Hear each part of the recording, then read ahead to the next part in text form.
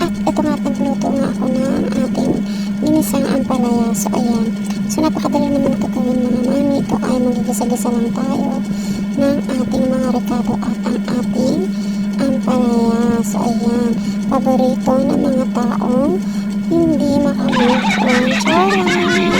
So ayan na nga, no. So napakasimple lang nito gawin mami.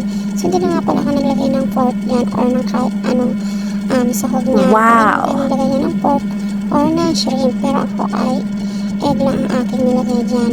So taro-taro na lang sa timpla or sarapan na lang natin yung timpla ng ating gulay. So yan na nga, no, after natin siya mag-isa at syempre tinakpan natin para pakuluin siya.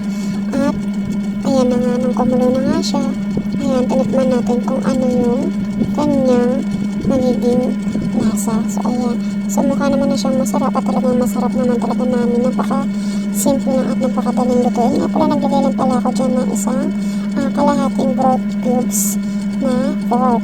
So ayan, and then naglagay din tayo dyan ng sugar para mabalance yung kanyang pait. So ayan, halo-haloin lang natin yan, and then after nyan, pakulaan lang natin siya ng konti, and then pwede na nga natin siyang iserve with rice or pwede naman papakin nyo kung gusto nyo.